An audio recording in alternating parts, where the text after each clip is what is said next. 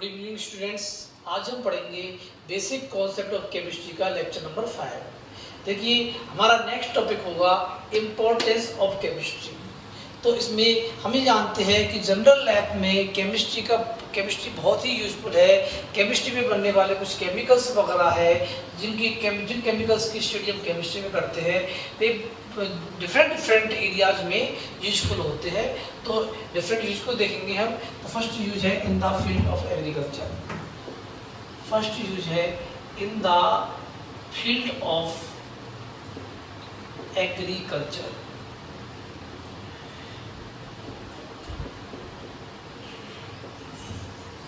देखिए एग्रीकल्चर में हम जानते हैं क्रॉप्स है, फ्रूट्स है, इन सभी क्रॉप्स एंड फ्रूट्स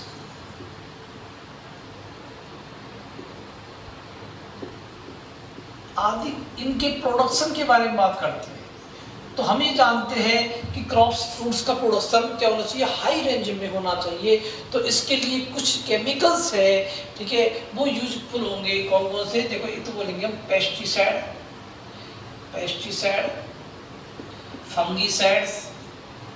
फंगीसाइड्स और उसके अलावा फर्टिलाइजर्स।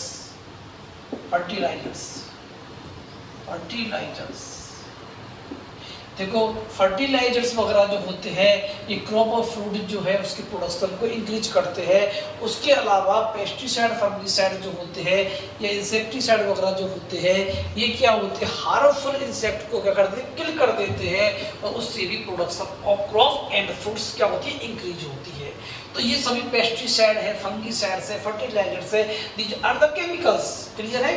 तो देखिए पेस्टिसाइड, फंगीसाइड्स ये इंसेक्ट को क्या करते हैं, किल करने के काम आते हैं, जिससे क्या होता है, क्रॉप का प्रोडक्शन डिक्रीज नहीं होता है, ठीक है। और फर्टिलाइजर्स वगैरह है ये भी क्या होते हैं, प्रोडक्शन को क्या होता है, इंक्रीज करते हैं। क्रॉप और फ्रूट के प्रोडक्शन क्या करेंगे, इंक्रीज करेंगे। इसलिए एग्रीकल्चर पर्पज से भी केमिकल्स का यूज है और केमिकल्स के फॉर्म में पेस्टिसाइड, फंगीसाइड ये यूज आते हैं। अब बताऊं मैं फर्टिलाइजर्स की फॉर्म में बात करें अपन तो यूरिया है, अमोनियम सल्फेट है। फर्टिलाइजर्स के एग्जाम्पल कौन कौन से हैं, यूरिया है, अमोनियम सल्फेट है, ये सभी क्या है बताओ, ये सभी एग्जाम्पल से और भी एग्जाम्पल हो सकते हैं। ये सभी फर्टिलाइजर्स के एग्जाम्पल है जो कि क्रॉप को और ये फ्रूट्स के प्रोडक्शन को इंक्रीज करने के लिए यूजफुल होते हैं। फर्स्ट एप्लीकेशन हो गया हमारा एग्रीकल्चर फील्ड में।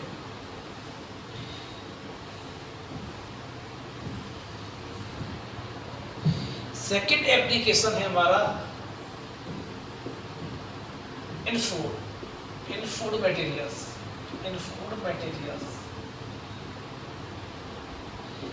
देखो कुछ केमिकल्स है जिनका यूज हम फूड के मटेरियल्स में करते हैं। फूड मटेरियल्स जैसे बताऊं मैं आपको, एक बात करें पिकल्स है, जैम है, जेली है, टी है, कॉफी है, ठीक है।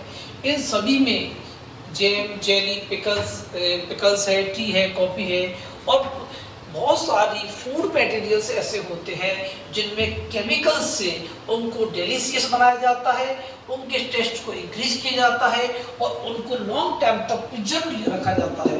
लॉन्ग टाइम तक हम जानते हैं कोई भी चीज़ बनाए हम, जैम, जेली, हम पिकल्स हम बनाते हैं तो हम ये चाहते हैं कि लॉन्ग टाइम तक वो प्रिजर्व रहे, मतलब उसमें जो मैक्रो ऑर्गेनिज्म है वो ग्रोथ नहीं करे, जिससे उसके टेस्ट में प्रॉब्लम नहीं आए और वो क्या होता है, वो खराब भी नहीं हो। इसके लिए हम क्या करेंगे, कुछ केमिकल्स का यूज करते हैं। केमिकल्स के यूज से वो लॉन्ग टाइम तक प्रिजर्व रख सकते हैं उसको, ठीक है, और मतलब वो डेलिशियस भी हो जाता है। क्लियर है। तो फूड मटेरियल्स में भी क्या होता है, केमिकल्स का यूज होता है। क्लियर है। ये हो गया आपका। थर्ड है इन द फील्ड ऑफ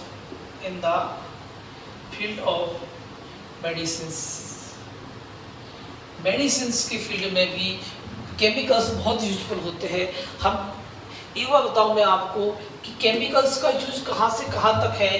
तो देखिए, सबसे पहले कोई भी बाय द वे हमारे बॉडी में कोई भी इन्फेक्शन होता है तो हम डायरेक्ट डॉक्टर से मिलते हैं, और डॉक्टर सबसे पहले क्या करेगा, डायग्नोसिस लिखेगा हमको डायग्नोसिस बाय द वे यदि वो आइडेंटिफाई कर लेगा हमारे सिम्टम्स के अकॉर्डिंग।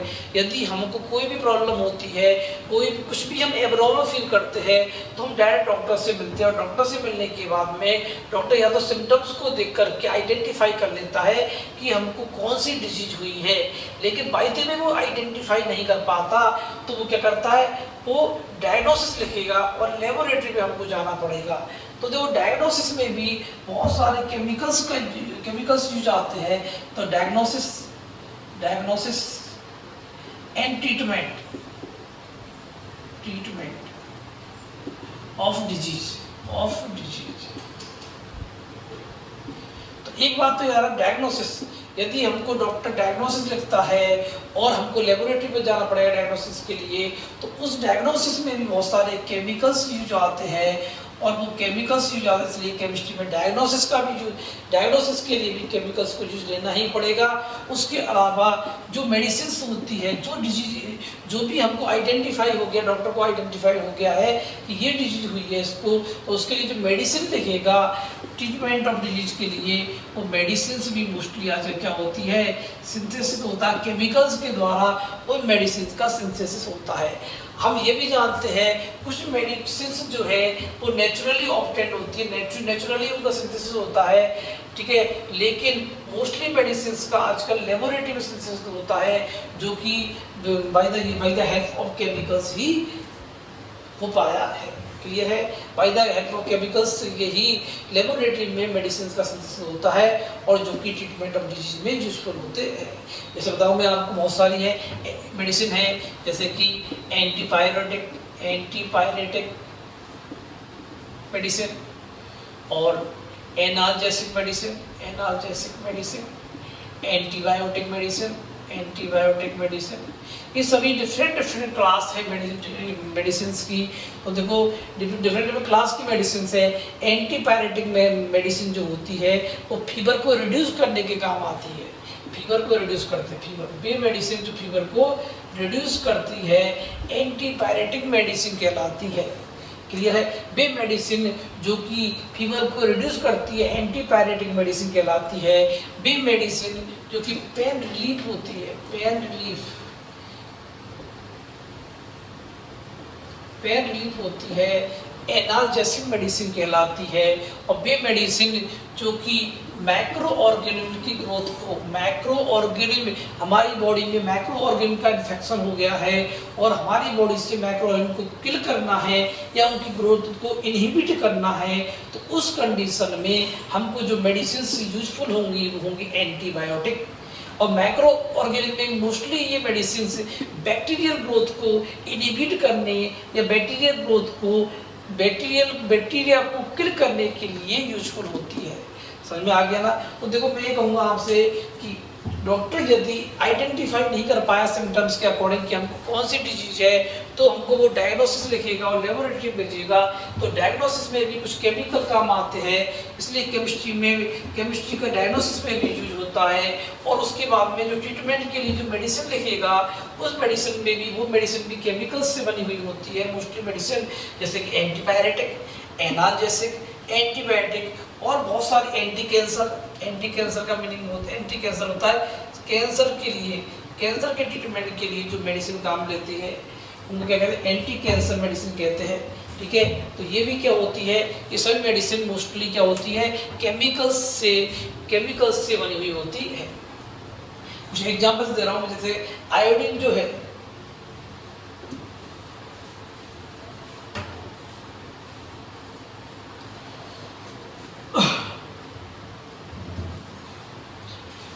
देखो आयोडीन आइसोटोप है,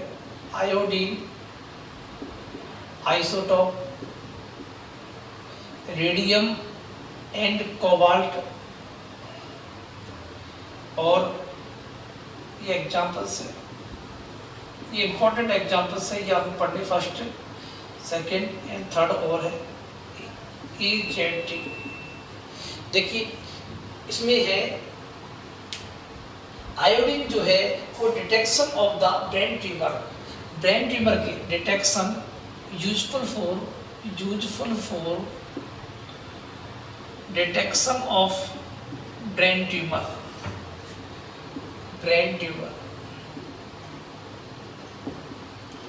हमारे बॉडी में ब्रेन ट्यूमर, हमारे ब्रेन में ब्रेन ट्यूमर जो होता है उसके डिटेक्शन के लिए आयोडीन का आइसोटोप यूज होता है, और वो आयोडीन का आइसोटोप होता है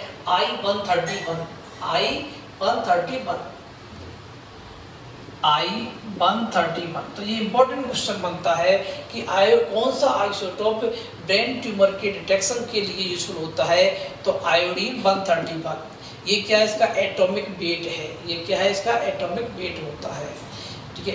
उसी के बाद में रेडियम और कोबाल्ट 60 और रेडियम 223, ये जो है रेडियम 223 और कोबाल्ट 60 जो है ये यूजफुल होता है कैंसर के ट्रीटमेंट में, यूजफुल फॉर कैंसर ट्रीटमेंट।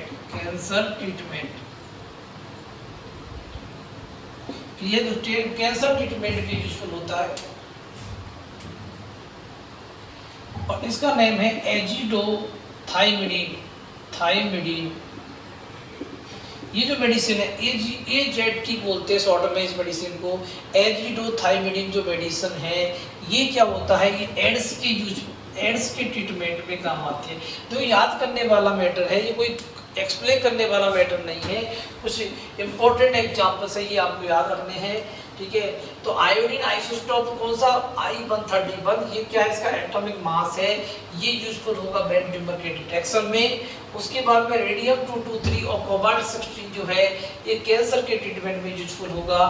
उसके बाद में एजिडोथाइमिडीन जो मेडिसिन है ये यूज होती है एड्स के ट्रीटमेंट में, होती है एक्वायर्ड इम्यूनोडेफिशिएंसी सिंड्रोम। ये पता है आपको, एड्स है जो कि एड्स का ट्रीटमेंट चलेगा तो एड्स पेशेंट के लिए देनी पड़ेगी। हालांकि हम जानते हैं एड्स का कोई ट्रीटमेंट कोई श्योर ट्रीटमेंट नहीं है, लेकिन फिर भी एड्स के पेशेंट के लिए एजिडोथाइमिडीन मेडिसिन देनी पड़ती है, क्लियर है, जिससे वो कुछ टाइम के लिए उसकी इम्यूनिटी पावर इंक्रीज हो जाती है और वो कुछ टाइम के लिए अपनी लाइफ को सेव कर लेता है, क्लियर है। अब इसके बाद में आता है, इसके बाद में नेक्स्ट जो है इंडस्ट्रियल फील्ड।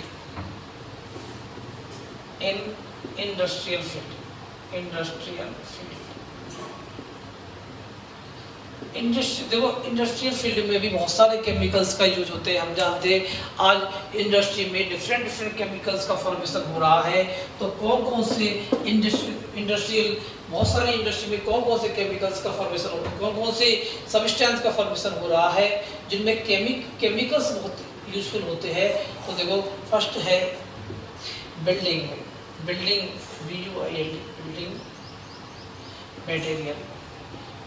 मटेरियल में भी केमिकल्स यूजफुल होते हैं।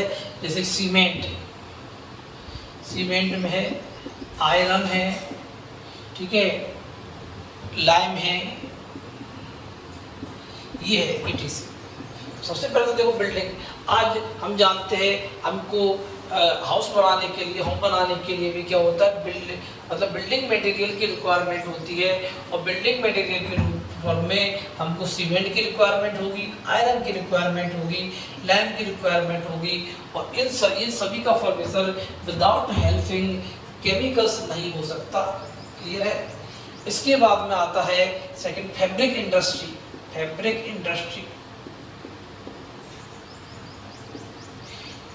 इंडस्ट्री में भी क्या होता है, फाइबर से बने हुए सब्सटेंस बनाने में भी केमिकल्स यूज होता है। जैसे नायलॉन, हम बात करें नायलॉन है, रेयॉन है, ETC, ये फैब्रिक है।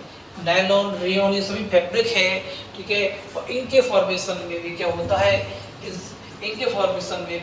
है, केमिकल्स का यूज होता है। और ये सभी क्या होते हैं, नायलॉन है, रेयॉन, ये सभी क्या पॉलीमर होते हैं। क्या होते हैं, पॉलीमर क्या होते हैं, पॉलीमर होता है हाई मॉलिक्यूलर वेट कंटेनिंग जो कंपाउंड होते हैं, high molecular weight containing compound जो होते हैं वो पॉलीमर कहलाते हैं। और इनका जो फॉर्मेशन होता है वो किससे होता है, मोनोमर से होता है। तो मोनोमर मोनोमर यूनिट क्या होती है? लो मॉलिक्यूलर वेट का लो मॉलिक्यूलर वेट कंपाउंड। तो लो मॉलिक्यूलर वेट कंपाउंड को क्या कहते हैं हम?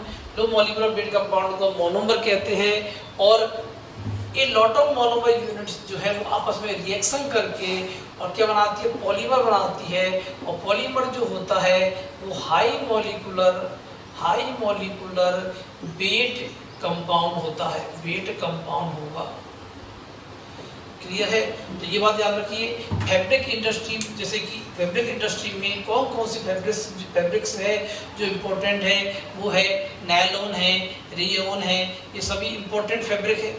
ये सभी के पॉलीमर होते हैं। Polymer high molecular weight containing compound होता है जिसका फॉर्मेशन क्या हो? मोनोमर्स की रिएक्शन से होता है। मोनोमर्स आपस में रिएक्शन करके पॉलीमर बनाएंगे और पॉलीमर जो होंगे उनके पॉलीमर कुछ इंपॉर्टेंट पॉलीमर जो कि फैब्रिक फॉर्म में रहते हैं वो होते हैं नायलॉन है, रेयॉन है, ये इनके एग्जाम्पल है।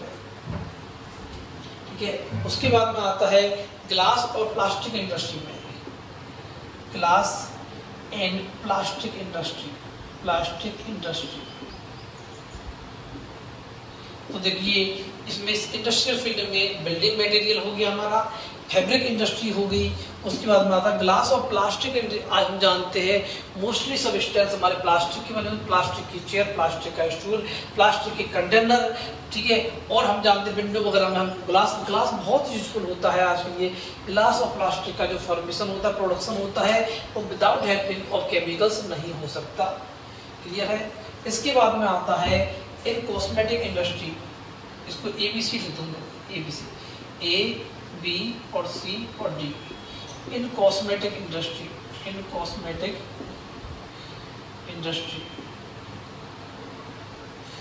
कॉस्मेटिक इंडस्ट्री में भी केमिकल्स बहुत यूजफुल होते हैं।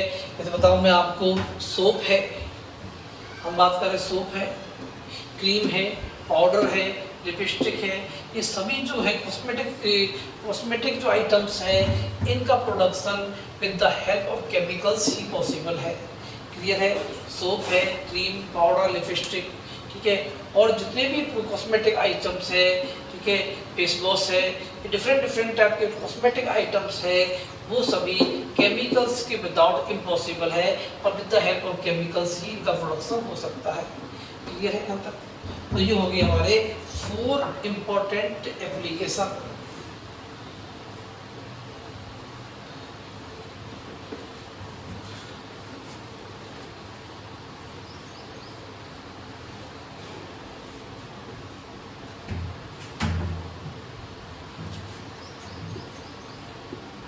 in the field of biology के फील्ड में भी केमिकल्स बहुत यूजफुल होते हैं। देखो बायोलॉजी के फील्ड में भी केमिकल्स बहुत इंपॉर्टेंट होते हैं। देखो प्लांट्स हो या ह्यूमन बॉडी हो, या कोई एनिमल बॉडी हो, उनमें बायोकेमिकल रिएक्शंस किस तरह से प्रोसेस हो रही है, इनको आइडेंटिफाई करने के लिए केमिकल्स को बॉडी में इनबिल्ड किया जाता है। और केमिकल्स की बॉडी में इनबिल्ड होने से मतलब बायोकेमिकल्स रिएक्शनों के बारे में क्लियर होता है। तो मैं यहाँ कहूँगा प्लांट्स और एनिमल्स जो होते हैं उनमें प्लांट्स एंड एनिमल्स जो होते हैं उनमें डिफरेंट टाइप के प्रोसेसेस होते हैं। उन प्रोसेसेस की स्टडी करने के लिए केमिकल्स रिक्वायर्ड होते हैं। ठीक है, इसलिए क्या होता है बायोलॉजी के फील्ड में केमिकल्स यूजफुल होंगे। तो प्लांट्स और एनिमल की बॉडी में होने वाले डिफरेंट प्रोसेसेस की स्टडी करने के लिए केमिकल रिक्वायर्ड होते हैं। क्लियर है? जैसे कि हम बात करें रेडियो एक्टिव, जिस तरह हम बात करें रेडियो एक्टिव फॉस्फोरस जो है, रेडियो एक्टिव ये radio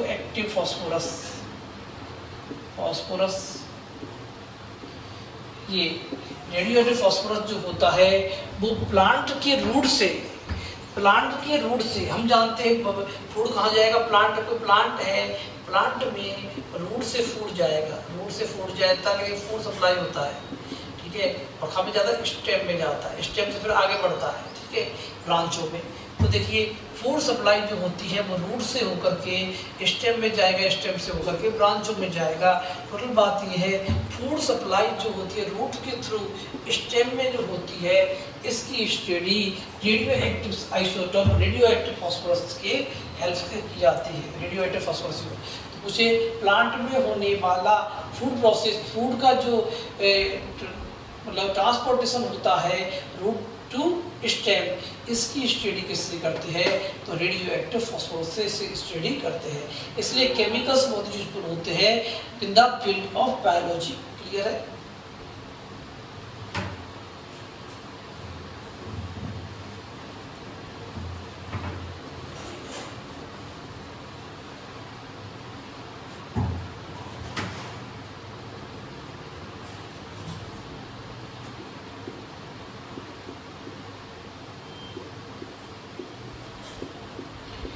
in the field of bar, in the field of bar, ठीक है। देखो बार में भी केमिकल्स बहुत यूज होते हैं, हम जानते हैं एटॉमिक बम बोले या पॉइजनस गैस, एटॉमिक बम बोले, टीएनटी बोले, डायनामाइट बोले, ठीक है, हाइड्रोजन बम बोले, हाइड्रोजन बम, बार में hydrogen bomb, TNT, nitroglycerine, nitroglycerine, ठीक है, डिफरेंट जो हैजार्डस केमिकल्स होते हैं, ठीक है, पॉइजनस गैसेज, इनका यूज होता है। बार में भी डिफरेंट टाइप के poisonous gases, hydrogen bomb, TNT, nitroglycerine, ठीक है, इन केमिकल्स का यूज होता है। डायनामाइट इनका यूज होता है। ये भी इंपॉर्टेंट यूज है in the field of bar.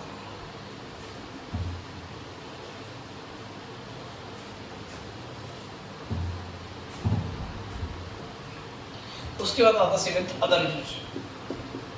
Other use,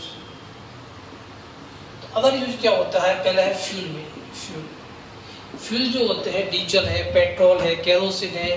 diesel हम जानते हैं आज एनर्जी के प्रोडक्शन के लिए फ्यूल यूज आता है, जैसे कि व्हीकल वगैरह को चलाने के लिए डीजल पेट्रोल का यूज होता है। इसी तरह से खाना पकाने के लिए क्या होता है? कुक, ठीक है, तो फूड कुक करने के लिए क्या होता है? केरोसिन वगैरह का यूज होता है, या फिर हम बोल सकते हैं गैस का यूज होता है। तो ये सभी क्या है बताओ? हाइड्रोकार्बन्स है। तो हाइड्रोकार्बन से क्या होता है? खाना पकता है। या हम बोल सकते हैं कि मतलब, या फिर हम बोल सकते हैं जो डीजल पेट्रोल वगैरह जो है, इनसे क्या होती है? व्हीकल वगैरह चलते हैं। तो ये सभी क्या है? फ्यूल है। फ्यूल क्या होते हैं? हाइड्रोकार्बन से बने होते हैं, और ये प्रोडक्शन और ये एनर्जी सप्लाई करते हैं। उनसे ही गाड़ी वगैरह चलेगी, उनसे ही खाना पकेगा। क्लियर है? ये मैटर है। तो डीजल, पेट्रोल, केरोसिन और एलपीजी गैस है, सीएनजी गैस है। सीएनजी गैस व्हीकल वगैरह का आजकल सीएनजी गैस है, उसका यूज व्हीकल वगैरह के लिए होता है। और जो एलपीजी गैस है, लिक्विड पेट्रोलियम गैस है, उसका यूज खाना पकाने के लिए गैस सिलेंडर में किया जाता है। ठीक है। उसके बाद में सेकंड आता है purification of metal. Purification of metals और एलॉयज। एलॉयज जो होते हैं, एलॉय जानते हैं, मिक्स मेटल को क्या कहते हैं? एलॉय कहते हैं। टू और मोर देन टू टाइप की जो मेटल्स होते हैं वो आपस में मिक्स होकर के जो सबस्टेंस बनाते हैं उनको एलॉयज कहते हैं अपन। ठीक है। तो मेटल्स और एलॉयज जो होते हैं, मेटल और एलॉयज जो होते हैं, उनके प्योरिफिकेशन में भी बहुत सारे केमिकल्स यूजफुल होते हैं। अब केमिस्ट्री का बहुत ही इम्पोर्टेंस होता है। उसके बाद में हम बात करें purification of environment. Purification of environment हम बात करें कि इनमें वाटर पॉल्यूशन, सॉइल पॉल्यूशन, ठीक है, एयर पॉल्यूशन, या फिर हम बोल सकते मतलब इन सभी के लिए केमिकल्स का बहुत, इन सबको क्लियर करने के लिए, सब प्योरिफिकेशन करने के लिए, एनवायरनमेंट को पॉल्यूशन करने के लिए, सॉइल को पॉल्यूशन करने, सॉइल प्यूरिफाई करने के लिए, एयर को प्यूरिफाई करने के लिए, ठीक है, वाटर को प्यूरिफाई करने के लिए केमिकल्स बहुत यूजफुल होते हैं। तो ये हो गए आपके डिफरेंट फील्ड हो गए, जिन इम्पोर्टेंट फील्डों में केमिस्ट्री बहुत ही यूजफुल होती है। क्लियर है? तो ये आपको एक बार वापस बता रहा हूँ। देखो इंपॉर्टेंस ऑफ केमिस्ट्री में फर्स्ट पढ़ेंगे इन द फील्ड ऑफ एग्रीकल्चर। मैंने आपको बताया था इसमें कि एग्रीकल्चर फील्ड में क्रॉप और जो फ्रूट्स होता है इनके प्रोडक्शन को इंक्रीज करते हैं। इनके प्रोडक्शन को इंक्रीज करने के लिए हमको पेस्टिसाइड इंसेक्टिसाइड का यूज करना पड़ेगा ताकि वो क्रॉप को या फ्रूट्स को, फ्रूट की प्रोडक्शन को ज़्यादा हार्म नहीं करे, ठीक है। और उसके अलावा हमको फर्टिलाइजर्स का भी यूज करना पड़ेगा, जैसे अमोनिया है, सॉरी यूरिया है और अमोनियम सल्फेट है ये। इसके बाद में आता है in the food material, pickles है, जैम है, जेली है, टी है, कॉफ़ी है। इनको टेस्टी बनाने के लिए या लॉन्ग टाइम तक प्रिजर्व रखने के लिए हमको केमिकल्स का यूज करना पड़ता है। थर्ड है, बताया था मैं इन द फील्ड ऑफ मेडिसिन। तो मेडिसिन जो होती है हम जानते हैं कि आज मतलब जैसे हम एबनॉर्मल फील करते हैं हम डॉक्टर के पास जाते हैं और डॉक्टर या तो डायग्नोसिस लिखता है, लेबोरेटरी में हमको भेजता है और उसके बाद में वो मेडिसिन लिखता है उसकी डायग्नोसिस के अकॉर्डिंग। तो हम ये बोलेंगे कि डायग्नोसिस से लेकर के ट्रीटमेंट तक की डायग्नोसिस से लेकर के ट्रीटमेंट तक बहुत सारे केमिकल्स का यूज होता है, डायग्नोसिस ऑफ डिजीज में भी और ट्रीटमेंट ऑफ डिजीज में भी। ट्रीटमेंट ऑफ डिजीज में मैंने बताया आपको कि एंटीपायरेटिक जो ड्रग है, एंटीपायरेटिक मेडिसिन जो है वो फीवर को रिड्यूस कर एंटीपायरेटिक जो है वो फीवर को रिड्यूस करने के काम आती है। एनाल्जेसिक है, पेन रिलीफ मेडिसिन होती है। एंटीबायोटिक की जो मेडिसिन होती है ये माइक्रो ऑर्गेनिज्म या मोस्टली बैक्टीरिया को किल करने और उसकी ग्रोथ को रोकने के लिए, उनकी ग्रोथ को प्रिवेंट करने के लिए काम आने वाली मेडिसिन है। ये सभी केमिकल से ही बनी हुई होती है। क्लियर है। उसके बाद में इंडस्ट्रियल फील्ड में मैंने आपको बहुत सारे एप्लीकेशन बताए थे, जैसे कि बताया था मैंने इंडस्ट्रियल फील्ड में बिल्डिंग मटेरियल की फॉर्म बताया था मैंने, सीमेंट वगैरह का, आयरन का यूज होता है। फैब्रिक इंडस्ट्री में बताया था मैंने आपको नायलॉन का यूज होता है, नायलॉन वगैरह जो फाइबर्स होते हैं इनका फॉर्मेशन में। फिर बताया था मैंने आपको इन द फील्ड ग्लास और प्लास्टिक फॉर्मेशन में इंडस्ट्री में भी केमिकल्स का यूज होता है। और इसके बाद में कॉस्मेटिक आइटम्स में भी क्या होता है इनका यूज होता है। तो सभी इंडस्ट्रियल एप्लीकेशन है। इसके बाद बात करें इन द फील्ड ऑफ बायोलॉजी की बात करें तो देखो बायोलॉजी की फील्ड, बायोलॉजी में प्लांट्स और एनिमल्स की बात करें हम, प्लांट्स और एनिमल में डिफरेंट टाइप की बायोकेमिकल्स रिएक्शन हो रही है और डिफरेंट टाइप की जो बायोकेमिकल रिएक्शन है उनकी स्टडी करने के लिए हम क्या करें केमिकल्स को यूज करते हैं। इस बात करें हम प्लांट्स जो है उससे फूड जो होता है प्लांट्स के रूट से लेकर के स्टेम तक सप्लाई होता है। तो इसके लिए इस एक्टिविटी को देखने के लिए रेडियो एक्टिव फॉस्फोरस का यूज होता है। क्लियर है। इसके बाद बात करें इन द फील्ड ऑफ बार में भी TNT है, डायनेमाइट है, नाइट्रोग्लिसरीन है, हाइड्रोजन बम है या पॉइजनस गैसेज है, ये सभी केमिकल्स की ही बनी हुई होती है। अदर यूज की बात करें फ्यूल है, आज हमारे मतलब व्हीकल के लिए फ्यूल काम आता है, डीजल पेट्रोल वगैरह काम आता है। आज व्हीकल के लिए CNG gas, compressed natural gas भी काम यूजफुल होने लगी है, यूज आने लगी है। ये भी क्या होती है, ये भी क्या है हाइड्रोकार्बन्स की है, ठीक है। उसके बाद बात करें अपन LPG गैस, खाना पकाने के काम आती है, लिक्विड पेट्रोलियम गैस, वो भी क्या होती है फ्यूल ही होती है, ठीक है। तो ये सभी केमिकल्स की बनी हुई होती है। फिर प्योरिफिकेशन ऑफ मेटल और एलॉय का जो प्योरिफिकेशन करने के लिए भी बहुत सारे स्टेप फॉलो करते हैं, उन स्टेप्स में भी केमिकल्स यूजफुल होते हैं। क्लियर है। उसके बाद बात करें हम purification of environment, water pollution, soil pollution, water pollution, soil pollution, air pollution, इन सब को चाहे एयर को हो, सॉइल को हो या वाटर को प्योरीफाई बनाने के लिए हम केमिकल्स का यूज करते हैं। इसलिए हम कह सकते हैं कि लैब के डिफरेंट फील्ड में केमिस्ट्री बहुत ही यूजफुल होती है, ठीक है। तो ये हो गया आपके इम्पोर्टेंस ऑफ केमिस्ट्री। क्लियर है, समझ में आ गया आपको। तो देखिए सबसे बड़ी बात यह है कि मैंने अब तक आपको सब्सटेंस मैटर के बारे में बताया था, इनका क्लासिफिकेशन किया था, फिजिकल क्लासिफिकेशन, केमिकल क्लासिफिकेशन, ठीक है। अब हम ये जान गए हैं हमको केमिस्ट्री में सब्सटेंस और मैटर के बारे में स्टडी करना है और सब्सटेंस और मैटर एटम्स और मॉलिक्यूल्स के बने होते हैं। अब हम आगे केमिस्ट्री में एटम्स और मॉलिक्यूल की स्टडी करेंगे, लेकिन पहले इसको स्टडीज के आगे बढ़ाने से पहले हमको थोड़ा ये मालूम होना चाहिए कि केमिस्ट्री का क्या क्या इंपॉर्टेंस है। अब ये अभी आपके लिए थोड़ा सा टिपिकल हो रहा है, पता नहीं याद करना पड़ रहा है, लेकिन धीरे धीरे जब चैप्टर वाइज पढ़ते जाएंगे तो ये सभी टर्म में ये सब होंगे, किसी ना किसी चैप्टर में आएंगे तो आपके लिए इजी हो जाएंगे सब। अभी इनको रीड आउट कीजिए, ज़्यादा याद करने की इनको कोई जरूरत नहीं है। अब नेक्स्ट टॉपिक रहेगा इससे आगे ब्रांच ऑफ केमिस्ट्री, और ब्रांच ऑफ केमिस्ट्री के बाद में इस चैप्टर का सबसे इंपॉर्टेंट टॉपिक आएगा मोल कॉन्सेप्ट, जो कि बहुत ही इंपॉर्टेंट है और उसको आपको मेन पढ़ना है यहाँ पर, ठीक है। तो थ्योरेटिकल पोर्शन में वन टॉपिक हो रहा है हमारा ब्रांच ऑफ केमिस्ट्री, ठीक है। डिफरेंट ब्रांच पढ़ेंगे केमिस्ट्री, जो इंपॉर्टेंट ब्रांच पढ़ेंगे, उसके बाद में हम आएंगे फिर पे मोल कॉन्सेप्ट में, जो कि सबसे इंपॉर्टेंट टॉपिक होगा इस चैप्टर का। आज के लिए इतना ही काफ़ी है। Thank you.